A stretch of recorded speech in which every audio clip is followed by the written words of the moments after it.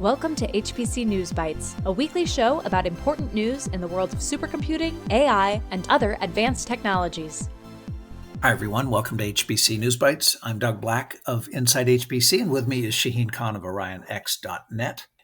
Nvidia last week announced the Rubin CPX AI accelerator, which the company calls a new class of GPU built for, quote, massive context processing, massive context being hyphenated.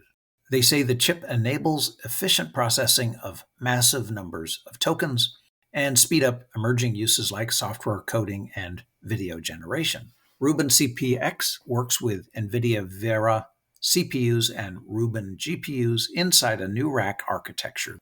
The Vera Rubin NVL144 CPX as a system will provide 8 exaflops of AI compute, which would be 7.5 times more AI performance than the current Grace Blackwell 300 NVL72, as well as 100 terabytes of memory and 1.7 petabytes per second of memory bandwidth. Shaheen, it all sounds pretty impressive, and the new chip is being favorably received by at least one publication. CPX is quite a bombshell of news. It goes to the heart of the emerging AI inference market and is a giant competitive move. The big strategic competition in the data center is between, on one side, Nvidia and AMD, and on the other side, AWS, Azure, and Google Cloud, which are building their own chips. Caught in the middle are the very large number of merchant AI chip vendors that must continue to navigate choppy waters and build on their momentum. The prominent ones that have built strength include Grok, SambaNova, and Cerebras, and they might use this news as validation of their strategy. The rest might feel most of the heat with this move. There's also Apple, Qualcomm, and Tenstorrent, which are more associated with devices and embedded uses. NVIDIA's existing ARM-based CPU is called Grace and was released at the same time as the Hopper GPU, completing the Grace Hopper family. Their next-generation CPU will be part of the Vera Rubin family, as you mentioned, and will be coming in 2026 with 88 cores, 176 threads, doubling chip-to-chip bandwidth to 1.8 terabytes per second, and produced in a 3-nanometer fab.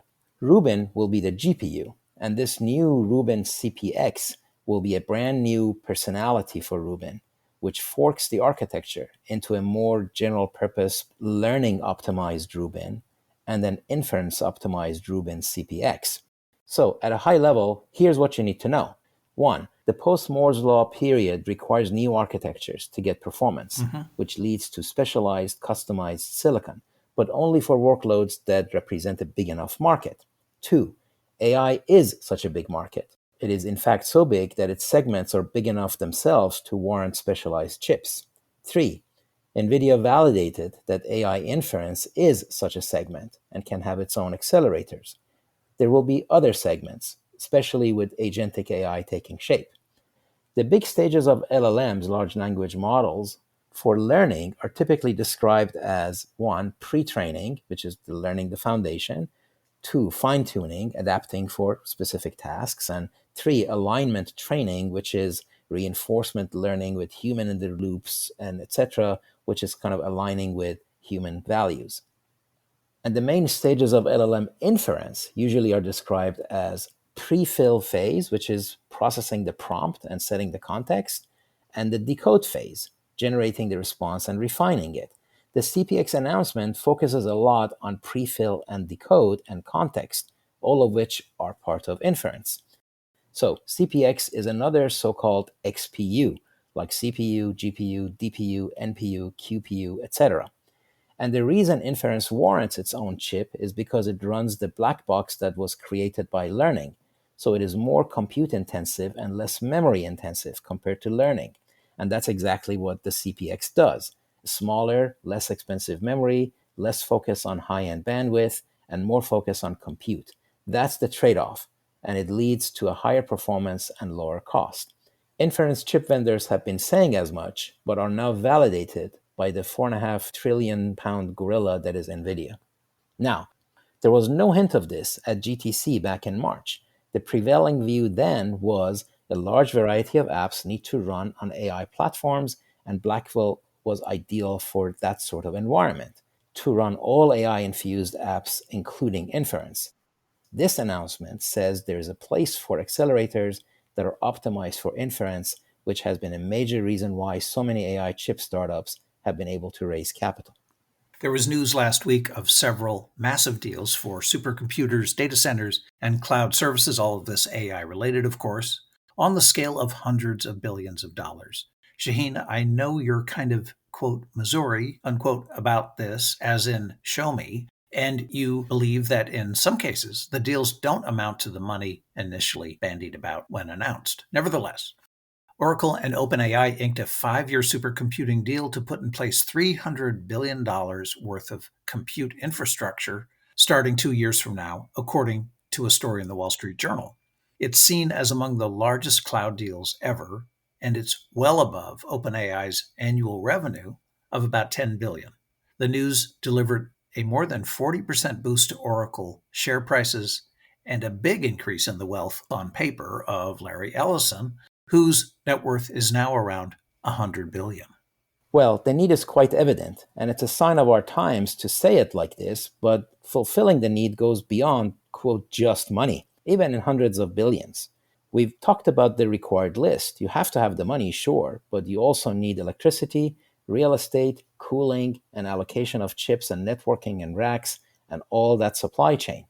In fact, the journal article also said the infrastructure will need 4.5 gigawatts of energy. That is more than 2 entire Hoover dams. But yes, right now that's what's needed to keep the pace with AI, and OpenAI has the leadership position to bring together the coalition and work on the gaps. OpenAI is involved in another major deal reported last week in which they and Nvidia have pledged billions of investment for UK data centers. The two companies plan to partner with data center provider Nscale, according to a Bloomberg story. Nscale reportedly plans for a 50-megawatt UK data center that will come online next year. In total, the company is planning to spend $3 billion in the UK.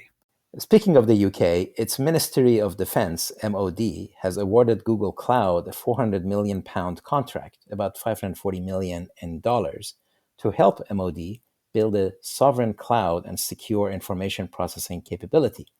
Google will implement its air-gapped distributed cloud, which is on-prem and secure and not sitting in the middle of the internet. The German Army and Singapore's Science and Tech Agency are also mentioned as customers. It is best to see these moves in the context of digital sovereignty, which is the rapidly emerging and very complex requirement for all countries that have the wherewithal to pay attention to it.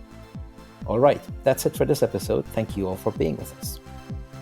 HPC News Bytes is a production of Orion X in association with Inside HPC. Shaheen Khan and Doug Black host the show. Every episode is featured on InsideHPC.com and posted on OrionX.net. Thank you for listening.